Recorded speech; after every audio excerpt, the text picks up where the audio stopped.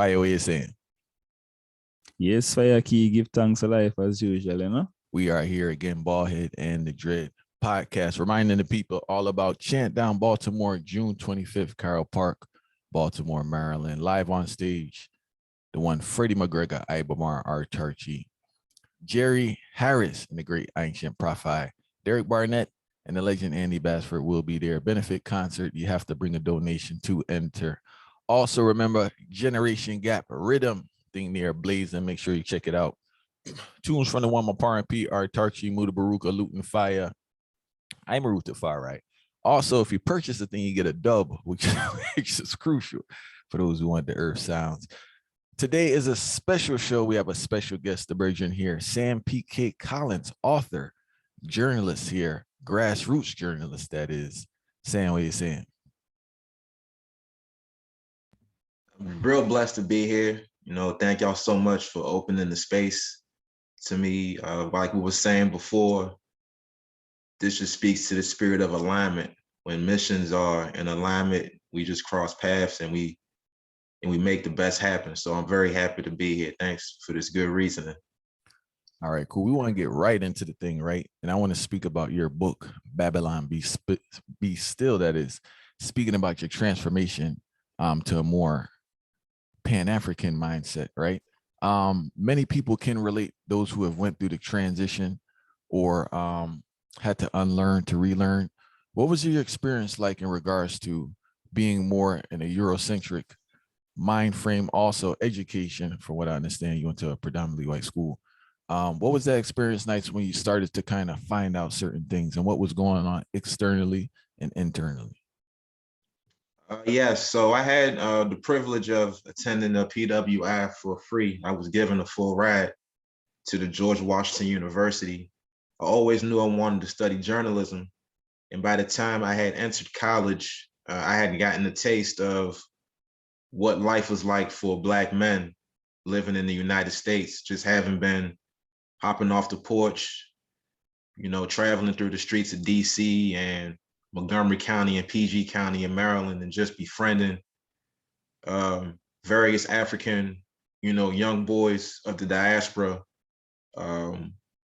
Just getting into things that young boys get into as far as it relates to parties, encounters with the police, things of that nature. So when I got into college, I had a consciousness where I wanted to represent and do journalism in the interest of my people. And that persisted throughout college. And, even in college, that's where I gained sort of a race and a class consciousness. I knew I was Black, but it was a matter of how hard I was going to go in representing the interests of Black people.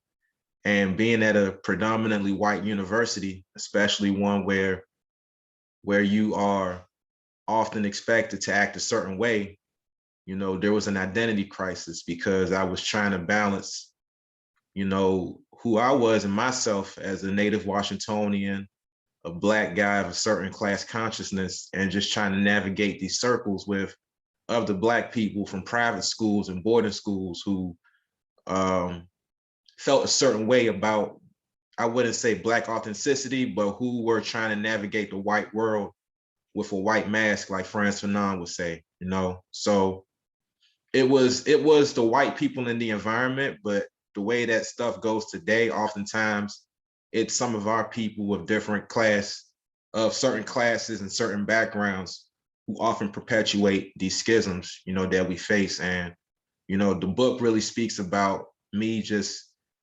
finding balance within myself, navigating that world, because once I got out of undergrad, it got really bad to the point where I couldn't authentically be myself, at journalism internships, and I couldn't speak about what was going on in the Black community without feeling pressure to do something else or to underreport. So, once I found Pan-Africanism and I understood the authenticity of who we were and our mission and what our mission should be, then my transformation got underway. I want to speak about far right. I'm not sure if you can relate to this also, right? I know you went to school up here for a little bit. I want to speak about the duality people experience, especially when you go to these institutions. I went to Loyola, right? So Loyola is more like I call it a dump. People probably don't hear, but I call it a dumping ground for people who parents don't have enough pull to get them into like Princeton and stuff, you know. And it made it worse that I played sports. But what I noticed with a lot of white people is that their only interaction with Black people is through the media. People don't want to acknowledge that. So therefore, they have you in a bubble, and now they don't know how to process you.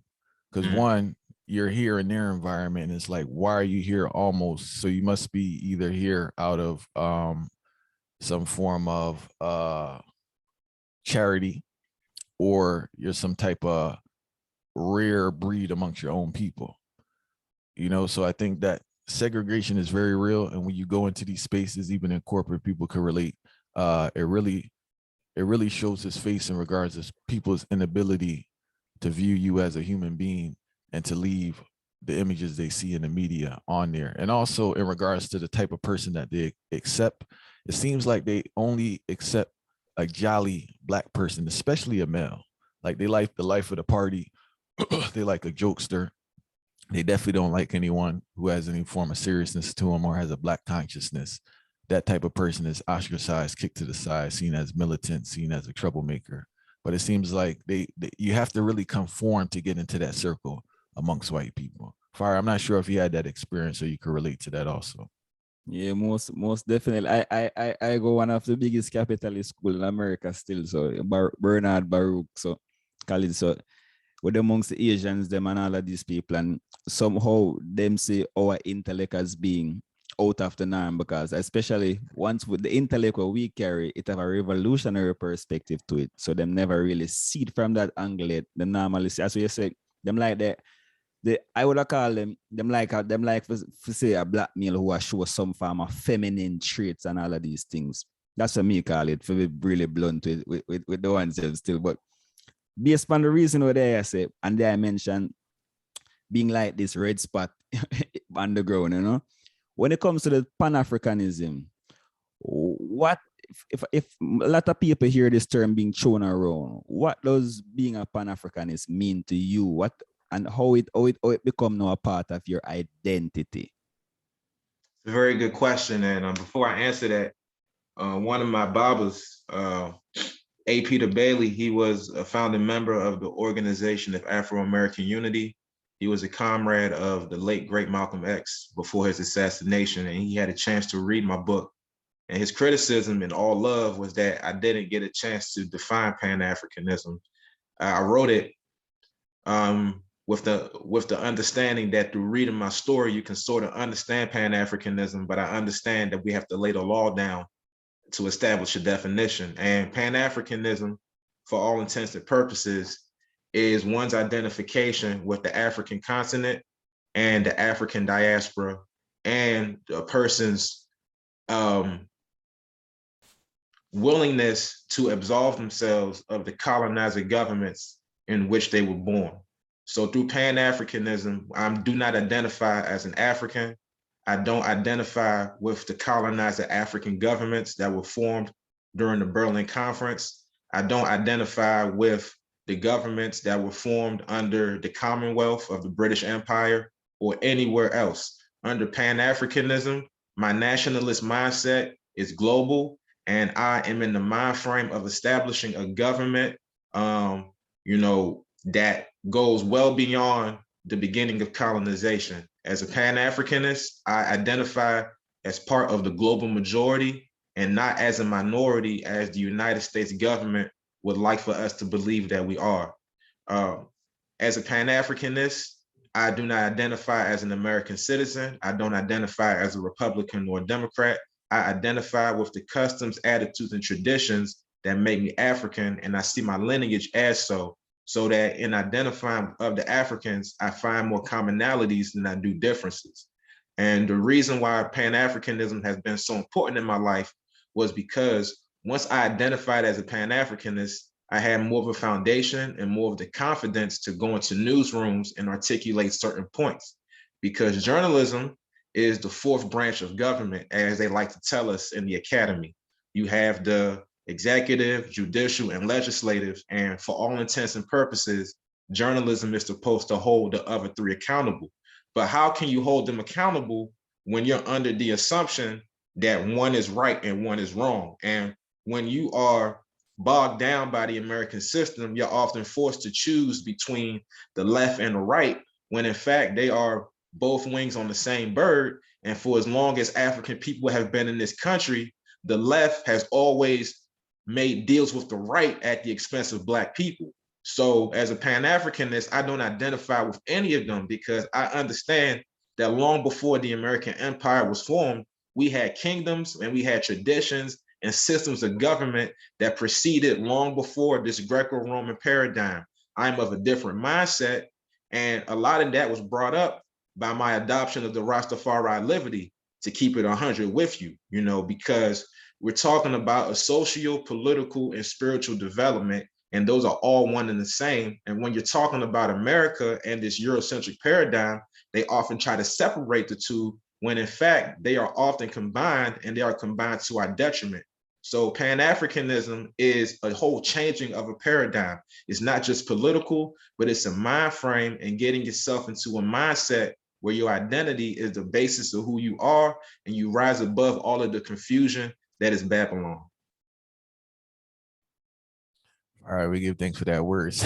So I believe you give me that clarification. I wanted to ask you also in regards to journalism, right? As a journalist, because when I talk to people, they don't want to hear it, but I tell them basically anyone who's on mainstream TV, especially I just want to hear your view of this. Anyone who's on mainstream TV, right? They have conformed.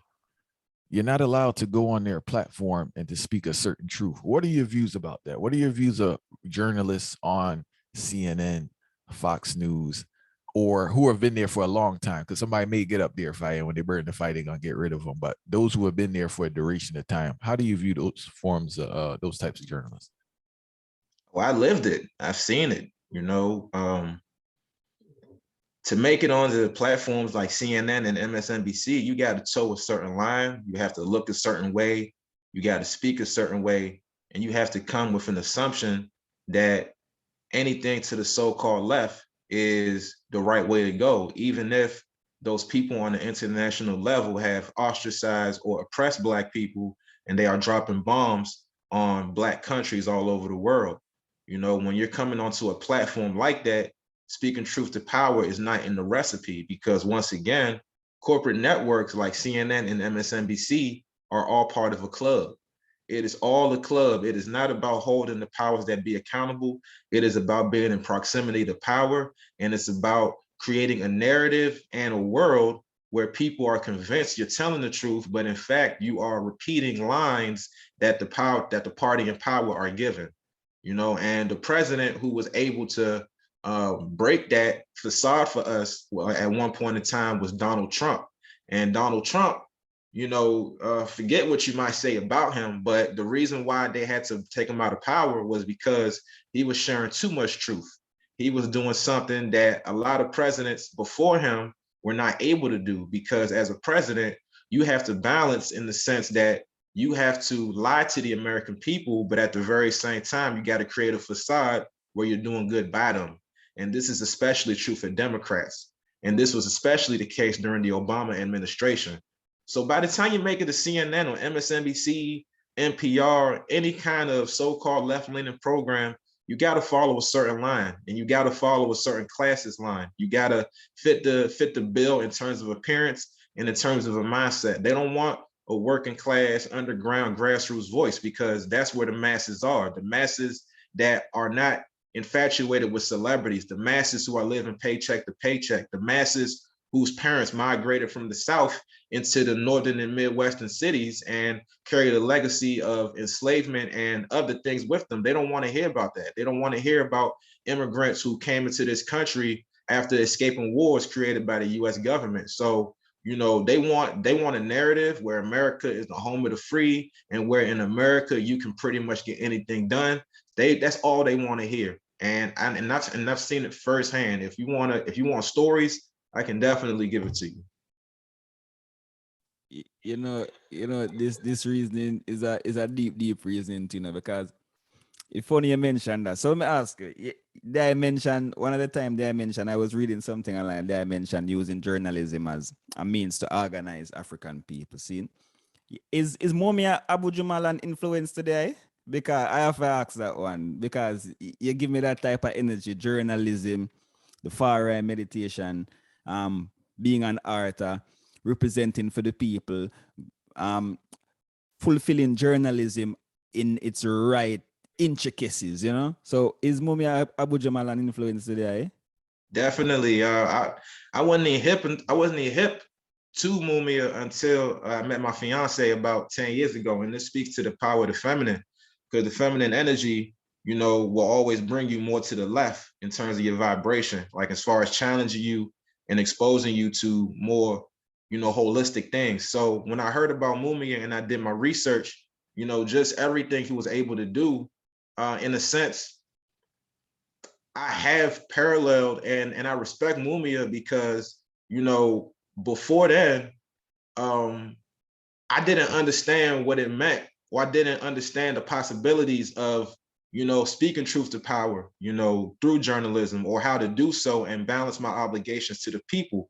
When in fact, in an African-centered way, you can actually do both because there are no limits to what we can do. You know, long before the American system, when you go to Kemet, you had, you know, mystery schools for like decades on end. You know, school wasn't confined to 4 years. And at the very same time, different areas of study were not compartmentalized. So you weren't just studying medicine, you weren't just studying art, you weren't just studying math, everything was mixed together. And that's how it is with us as African people.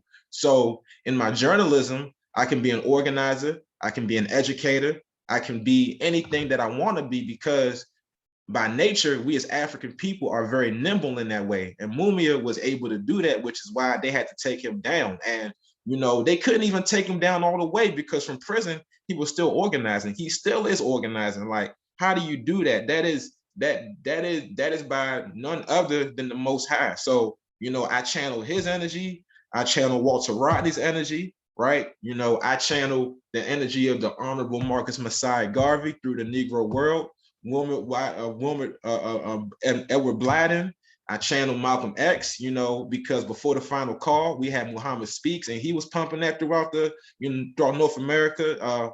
Ida B. Wells, by virtue of her writing about lynching and, you know, pretty much inciting, you know, fury among white people. So it runs the whole gamut. You know, like I said, I can go on and on, but journalism is like there's a reason why they're doing their best to water down journalism, because once you have that power and you're speaking truth to power, people get awakened and they start asking questions, man. I want to ask the next question, right? I read a book a while ago by Neil Postman called I don't know if it's called Entertaining Ourselves to Death. Around that energy, right? Do you believe that now, as a grassroots journalist, you would have to change the medium you use to get to the people? Because what I've noticed as an educator and both as a person who wrote a little bit. So, all right, before I Never Knew TV, I had a website called liberty.info.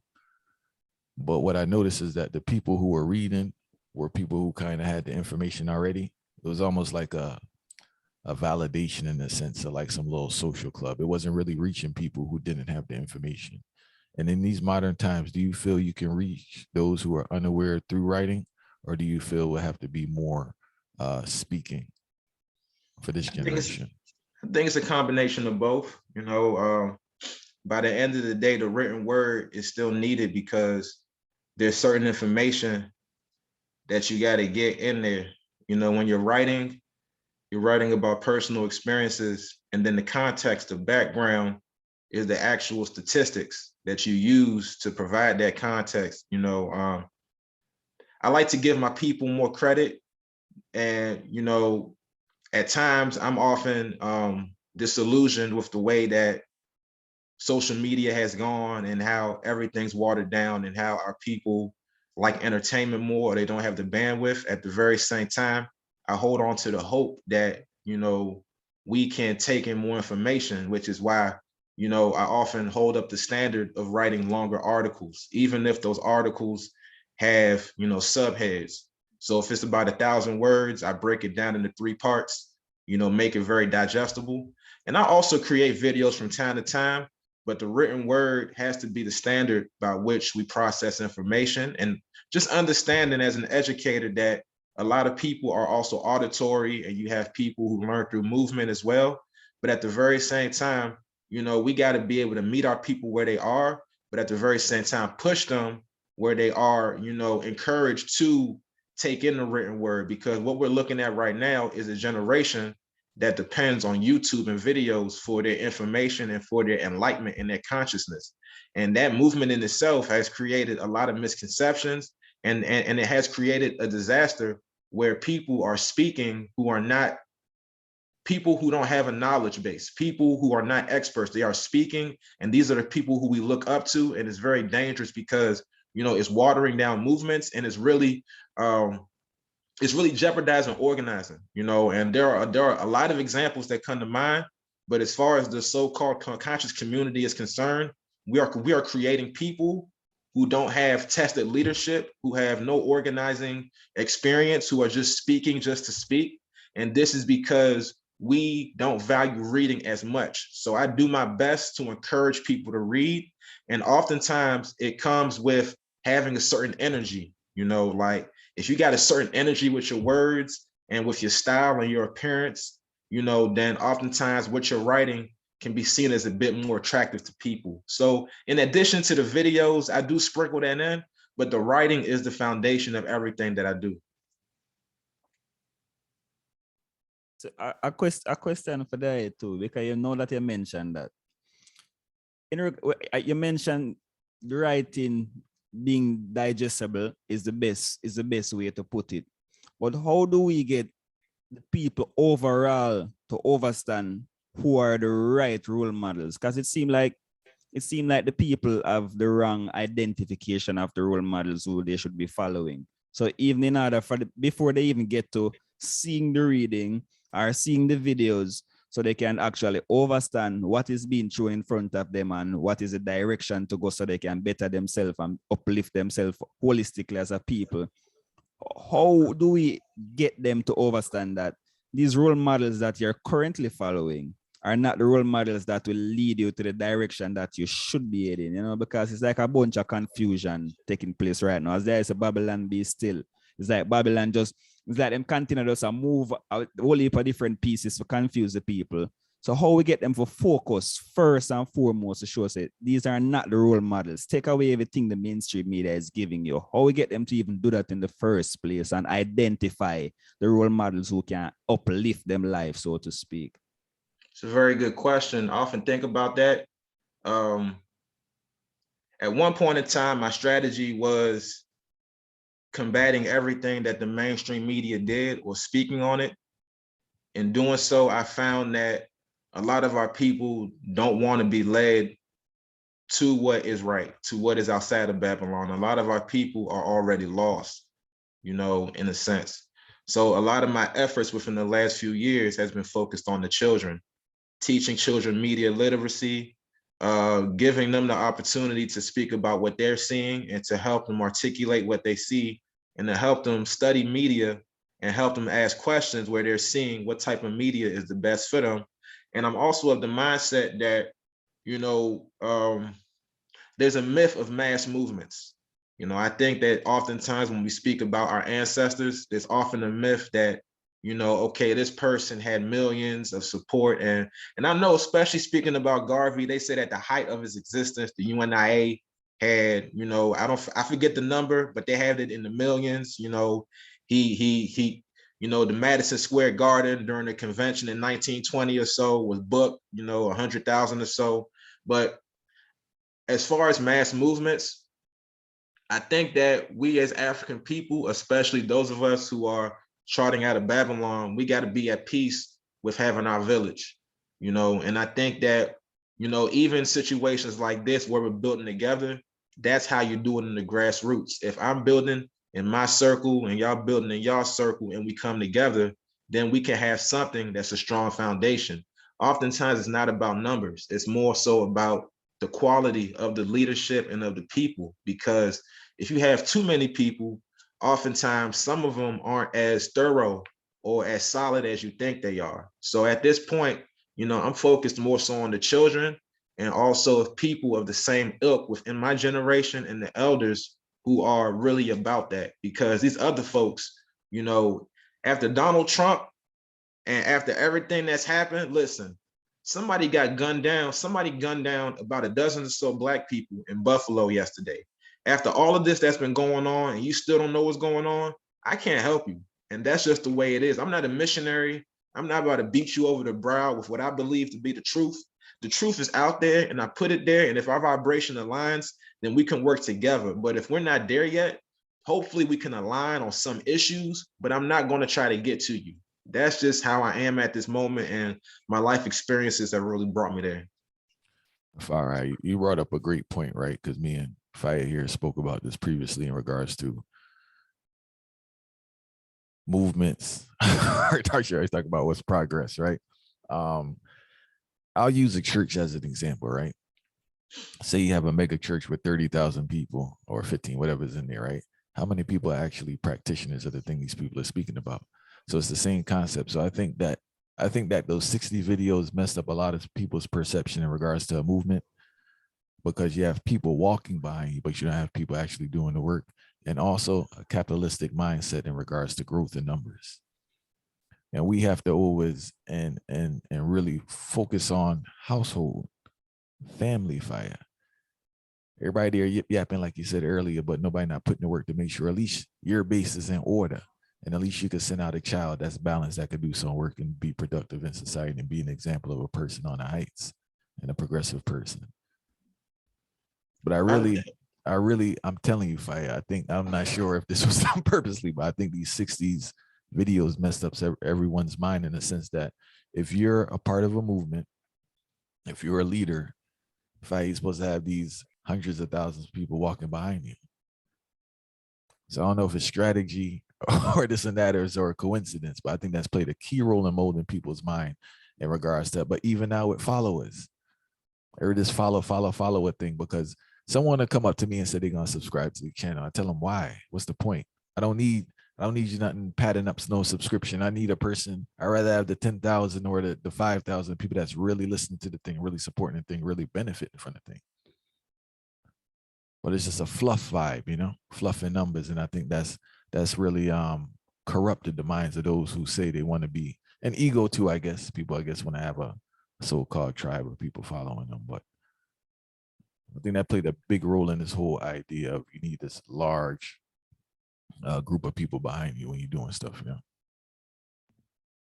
Without a doubt, and to that point, we often get caught up in personalities instead of movements. It wasn't just King. People forget oftentimes that King was often at odds. Well, you had the Southern Christian Leadership Conference, and then you had the Student Nonviolent Coordinating Committee. So while King was doing his thing, you had some of the youngins that they had more of a radical, so-called radical thought process on how to handle segregation. And out of SNCC, you had Marion Barry, one-time mayor of DC, when it was Chocolate City Mayor for Life. You had Baba Zulu, who founded the African Center School in DC. And you also had Kwame Ture, of the All African People Revolutionary Party, the APRP, right? So the civil rights movement is more than Martin Luther King. And even when you're speaking about Malcolm X, Malcolm X was not in isolation, and we got to get off this mindset where we're just talking about leaders. It's always about movements and it's always about units. And there's a Baba in DC who always encourages me when I do speak to him to get bibliographical. When you're speaking about people in the movement, you got to understand what families they came from, what was their family structure, and what families are they leading, because like you said earlier, it is about the family unit. And another thing, when it comes to teaching, I know you understand this, as teachers, we are often, the onus is put on us, right, to take somebody's child to the next level. And especially in the public school Babylon system, they have these teacher evaluations, they have these professional development meetings. You know, oh, this kid doesn't listen. They come into class high every day out of their mind off of the fake weed, and they're on their phone and they're cussing me out. I just can't handle them. Well, listen, you just gotta, you know, do this and that. It's like, no, listen, like, no. It is not just me whose hands are supposed to be on this child. I only see the child for an hour a day. If they make it to class, where are their parents? Where are the grandparents? Where's the community that's supposed to have their hands on them? You know, where are the other moving pieces? It's not just on one person, and we got to get out of that mindset. And that's where the ego comes in, because we're living in a Eurocentric paradigm where it's no longer about units and about comrades and about groups. It's always about leadership. Like, if you're not organizing within your family or within an organization, and you're just out here on YouTube talking, I don't know about you. And that's no disrespect to anybody. I really don't, because, you know, there's got to be some sort of substance behind what you're saying. And that's just, like I said, from my experiences, I mean, no beef with anybody, but we just got to get past that. The reality is just, the reality is a reality. You know, we'll ask you a question and spin off before the COVID took out. You mentioned community. I'm realize they're from DC now. So, and a particular pivotal place in a DC where it seemed to facilitate a lot of revolutionary mindset, a lot of revolutionary movements. Sankofa bookstore. Tell me about Sankofa. How pivotal is that towards the community development? Because every time I see one come out of DC or anything in the surrounding DMV area, it seems to facilitate a whole heap of mindset, and it drive you. Me go there too, and the energy is a hopeful energy where kind of just give you that ancient times and make you interested to learn. So tell me how that facilitate the community. Because I feel like it's a place where it's a historical place to me. Probably may I overplay it. I don't know, but what I love for the eye can give ones and ones some insight into how Sankofa books kind of develop the eye thing, you know? Sankofa, for those who don't know, it's a bookstore, like you said. It opened in the late 1990s, and it was a bookstore that was named after the film Sankofa that was produced by Haile Gerima. So Haile Gerima and his wife, Sharikiana Gerima, they're both filmmakers, and they opened Sankofa bookstore as a means of selling the film. But eventually, the bookstore expanded for films and a whole lot of books, including my book. And when you read my book, you get to understand grassroots journalism more, because for between 2015 and 2020, I hosted news programs at Sankofa. So once a month on the third Friday, we had what was called the All Eyes on DC show. And All Eyes on DC was an effort, it was a movement to highlight voices within the Pan-African community and the Black community at large, to just talk about issues that were pertaining to what they did in their craft and issues that affected us as African people. And grassroots journalism, you know, once again, it was an effort to take that veil that was between the reporters and between the listeners. Because when you go on CNN and MSNBC, these people are talking to you on the screen, but meet them in the streets. It's not very often that they want to talk to you, especially if you're talking about real things, you know. So grassroots journalism, we hosted live news programs at Sankofa. People got to come in. They went to go get a sandwich or some coffee and some tea. They sat down. They got to see some books, and for an hour or two, I hosted guests who would talk in real time about what they had going on. We had the late Mama Hassanatu Kamara, a former member of the AAPRP, a comrade of Kwame Ture on the program.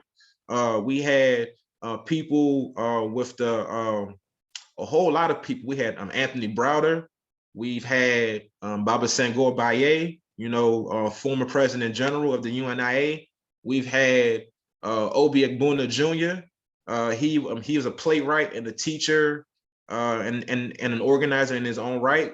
We've had Black leftists, Black socialists. We've even had, you know, some people of the liberal mindset who are doing campaigns to clean water, all around the United States.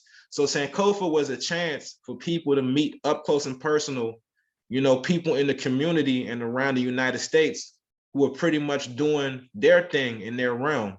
And like you said, man, Sankofa has a vibe where at any time of the day, you come in, you read a book, you get into a good reasoning, you get to meet good people, you get to, get involved in good projects. And that is the whole vibration that attracted me to that bookstore when I was looking for a venue to do All Eyes on DC. And it's been very good to me. As a matter of fact, Sankofa hosted a book talk back in April that we did virtually, and it was a good reunion. It's so much. And that area of DC, you got Howard University right across the street. My old high school was right around the corner from Sankofa. You had your carryouts. You got next door to Sankofa, Chuck and Billy's. It was a nightclub, like night and day. So you had more the conscious Sankofa, and you got Chuck and Billy's, where the real DC is. If you want to talk about 80s DC, like as far as like turning up and everybody having a good time, you go to Chuck and Billy's. So like real authentic Black Washingtonian culture that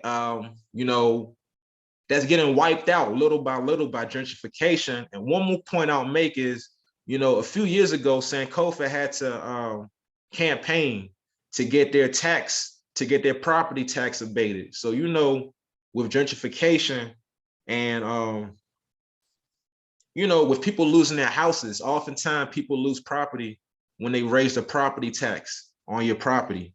So, Sankofa underwent a whole campaign, to pretty much, get their property taxes stopped for like 10 years. It was successful. Whether or not it was written into the budget, there's still a question about that from what I understand, but I got to look into more research about that. But that does not take away from the fact that spot, when you're talking about consciousness in DC, that's always been like a hot spot for anybody in the community to come through and get a good reasoning or a good book. And Faye, I wanted to ask you, what platforms do you recommend for people to read if they're looking for grassroots journalism? See, that's the thing, there aren't many, I would recommend Black Agenda Report. Oh, hold on. Let me rephrase it then. Journalists. Journalists, I would say. Platforms and journalists people could get that reasoning from. No problem. Baba A. Peter Bailey, he has a column in the Washington Informer newspaper. He often speaks on domestic and international issues. Obi Egbuna Jr., he writes about what's happening domestically. He also writes about what's happening in Zimbabwe and as far as Cuba as it relates to people of African descent. I would also recommend, there are quite a few, but as far as platforms, I like Black Agenda Report. And,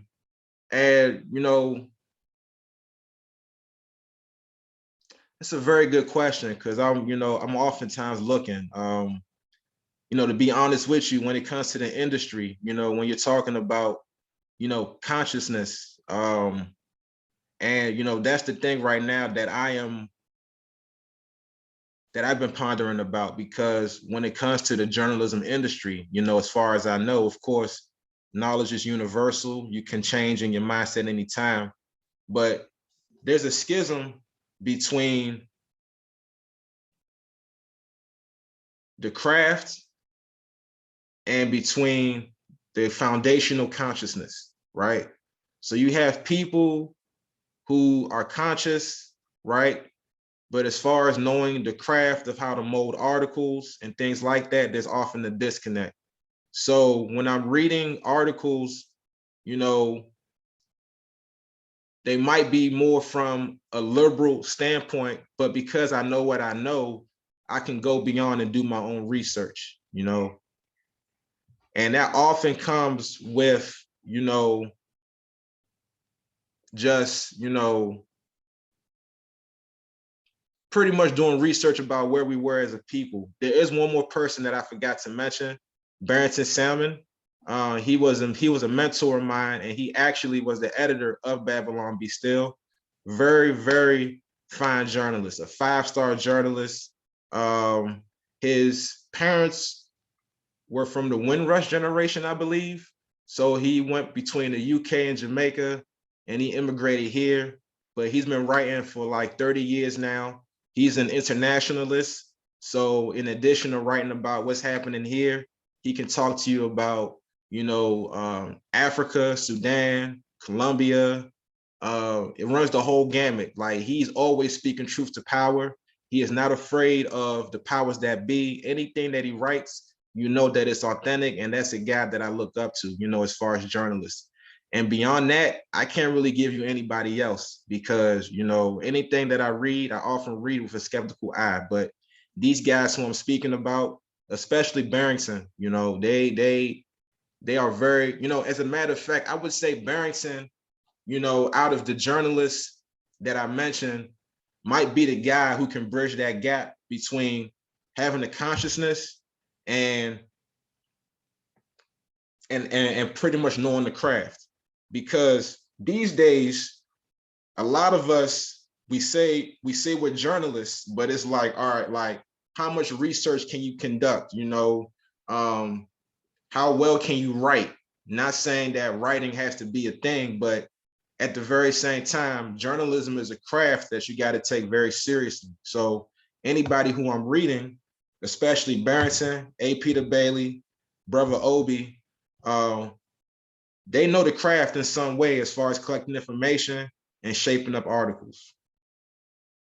And one more thing, continue on this line here. There seems to be a blurred line between a blog and an article.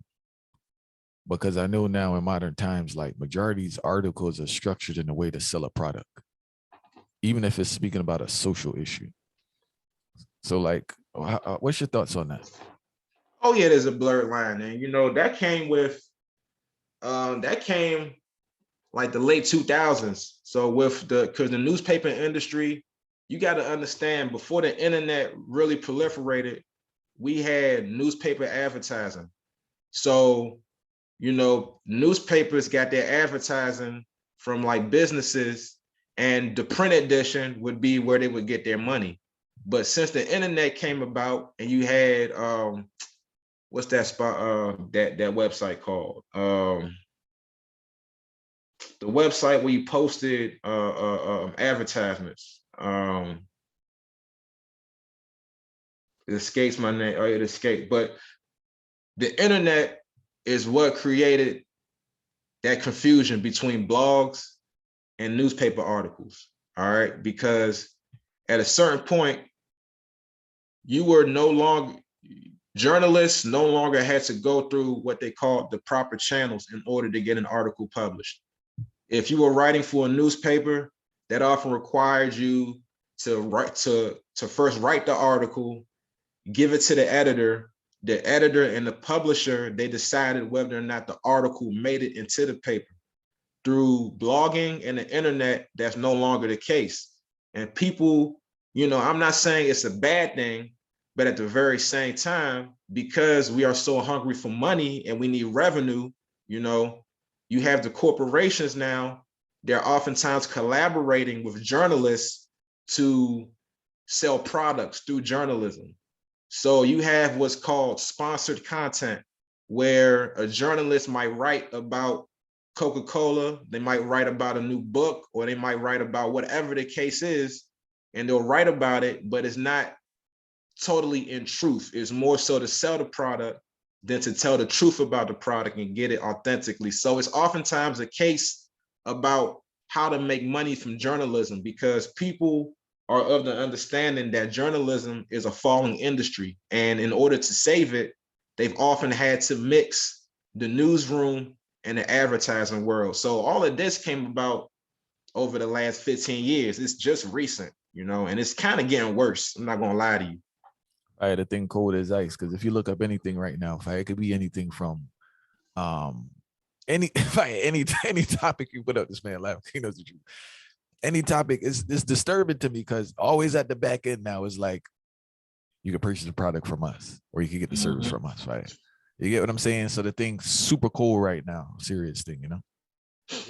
But you know, the funnier side of it is that beyond the direct advertisements, though, and I feel like this is the point to highlight, you know, beyond the direct advertisements where you can buy this product, so on, so on. The misinformation were presented in these things. It's funny because most of the time them sell the product them indirectly, and a lot of people see these things as facts because of the supposed journalism now becomes something where a lot of journalists, quote unquote journalists, want to be influencers in a particular light, right? And then when them supposedly become influencers now, them align with these corporations, not directly, but discreetly. And when them align with the corporations discreetly, them put in the agenda now. No people mindset going towards this product and not considering that, okay, why am I going towards this product? Why am I buying this? Why am I thinking about this product? They're not realizing that the person who is an influencer towards you already aligned with that person behind the door. And that seems to take more precedence in the modern society now, you know, as opposed to the broad out, okay, I am an ambassador of this particular corporation.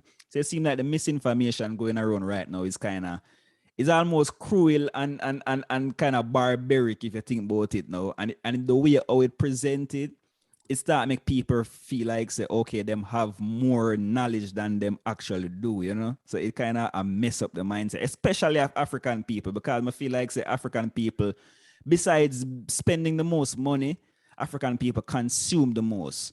Not food, them just consume what them think is knowledge the most, what is gossip the most. Them consume so much that them not really know what to internalize, and then the confusion they know. I feel like it's a part of the problem where we know have to try eradicate as ones and ones who have the consciousness to try steer the part, and it make things so much difficult. What do you feel about that too? Oh man, that's part of influencer culture. You know, that's where being a journalist has gotten. It's very confusing what qualifies as a journalist these days.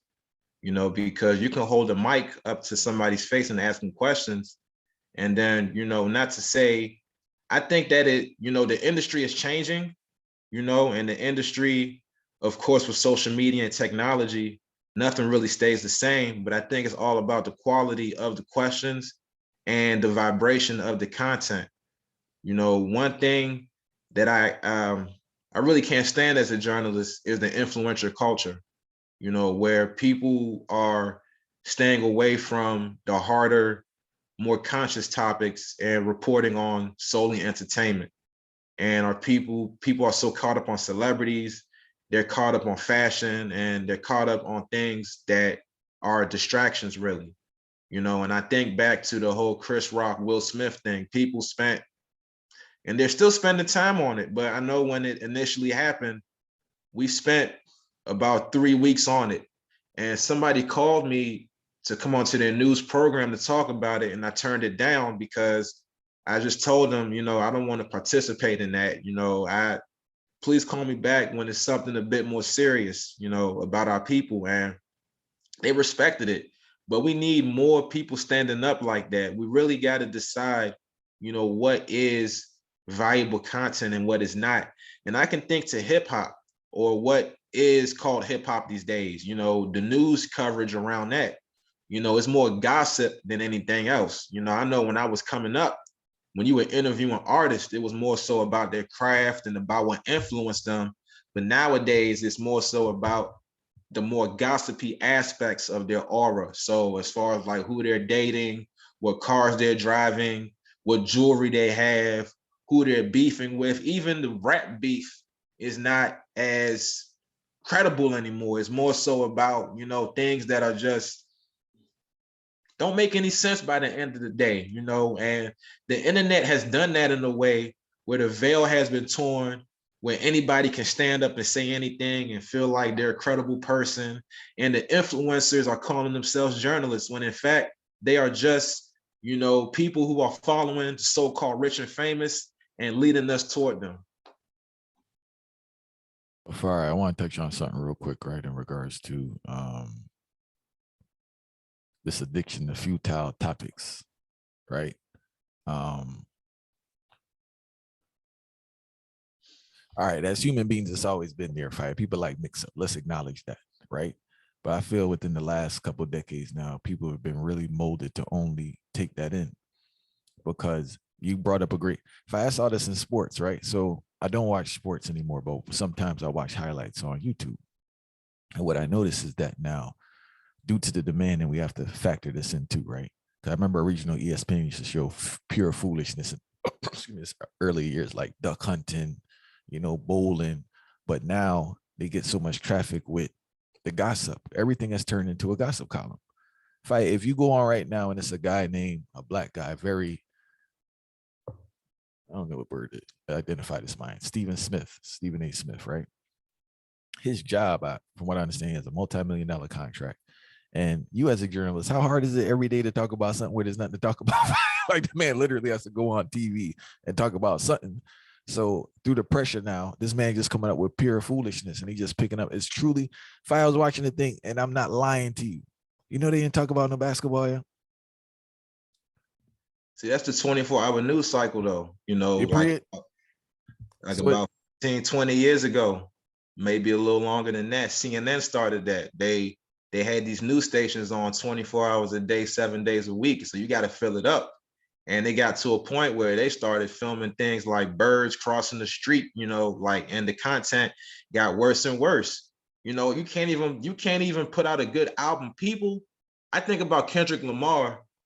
People were going on him for waiting years to put out his new album. You can't even breathe as an artist anymore and put out good music years at a time. You got to keep producing content for the sake of doing so. That's how we are as a culture. We need things and we need it now, and it's this future world, and the phones have made it worse, because we want things now, we want it quick, and we want our information as shallow and as digestible as possible. People don't even want to take the long road and learning something for a long time. Very detrimental, man. Very detrimental. Well, Fire, I just want to, Fire, you brought up a great point. I know you're a man that support the thing, so you're not a reason to stay, right? All right. You see the social media thing? So say, I'm not sure if they changed it, right? So I apologize. But from what I understand, the basic Instagram video is a minute. They give 59 seconds, right? True. All right. The average watch time down to like what, 10 seconds? And this is for stuff people, this is the part I don't understand. This is for stuff people want to watch. This is just straight silly entertainment, what they're watching. They're choosing to watch this and they can't watch it for 10 seconds. Songs. You mentioned hip hop before. I was reading the thing online saying how basically, I guess they put time into the first verse and the second verse is just pointless because no one's listening to it. And it's like, people are not listening to the second verses. They experienced this in dance hall for a while with the juggling, right? In and out, in and out, in and out. So all these things are being done now to cut down or have cut down the attention span. And as you said, people can't even digest easy things anymore. That's the thing that concerns. If I am in a school and I see it, like this cell phone thing, and I want to make it clear, this cell phone thing goes across class and everything. So I'll make it say it's not no inner city thing.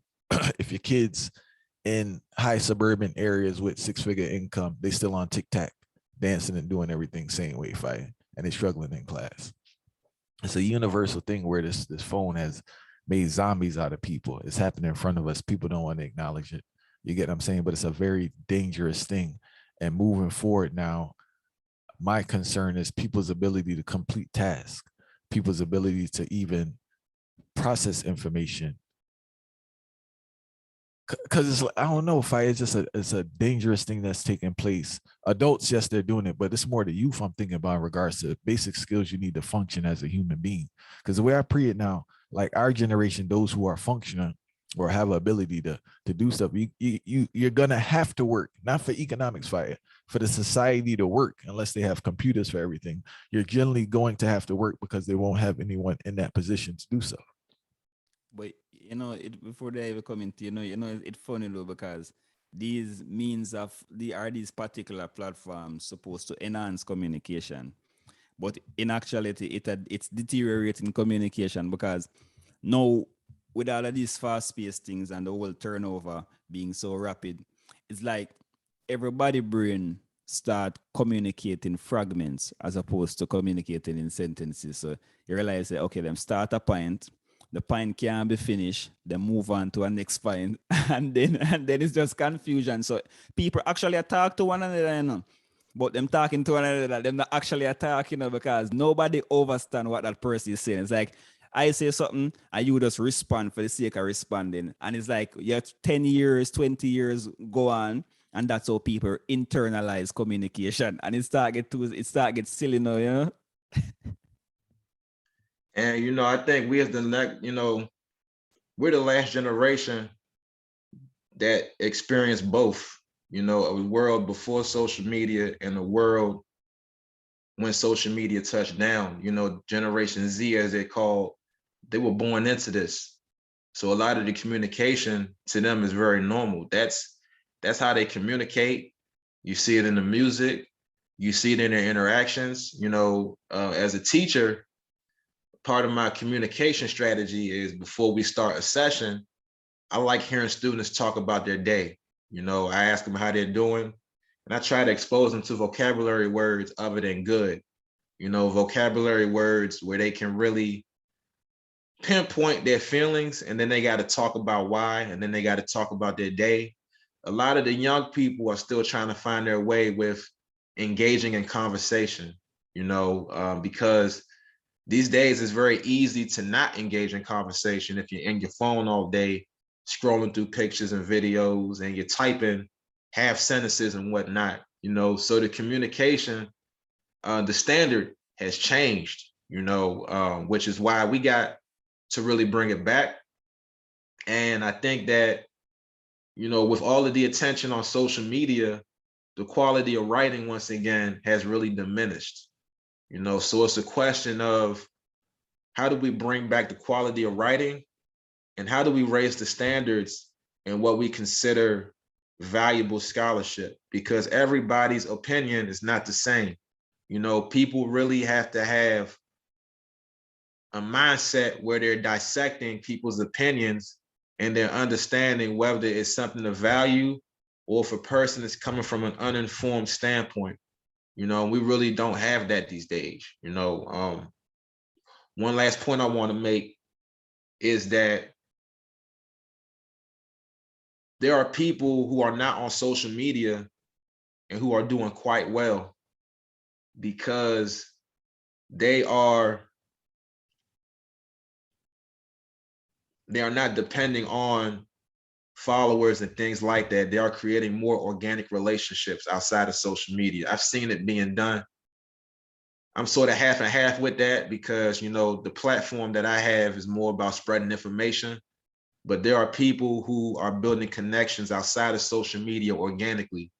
And you do that through one-on-ones with people, engaging in conversation, being present, not being on your phone. You know, like it's, you know, it's a lost art in all seriousness. I know our elders, they could write whole letters, you know, like nicely written letters with, you know, the date and the addresses on the top and all of that. And the sincerely, like, we don't even do that anymore, not even through text messaging, because we just really lost our way as a people. And that's how you build community, by taking your time and really building deep relationships with people. And that's especially important in journalism, you know, because people got to trust you. You know, like people, they want to talk to you. You got to be authentic, and you can't really be authentic if you can't hold a conversation.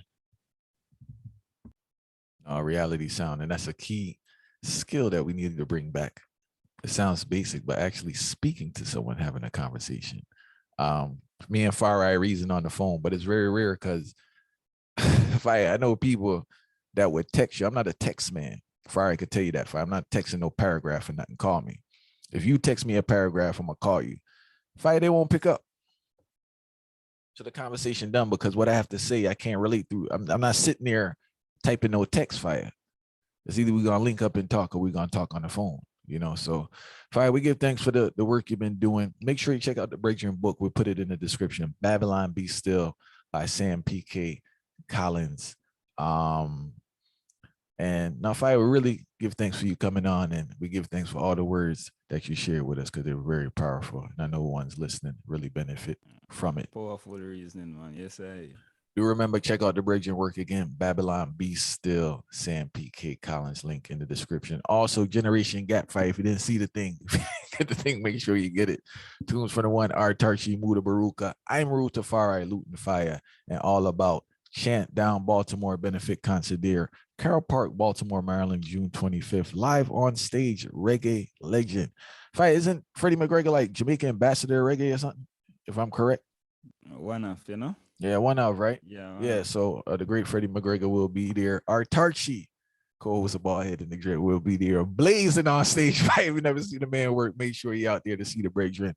Ibomar will be there, the great Jerry Johnson. Also, Profi, I want to tell you, if you've never been to know Naya Bingi Groundings Fire, you definitely don't want to miss it because it definitely carry that energy. We give thanks same way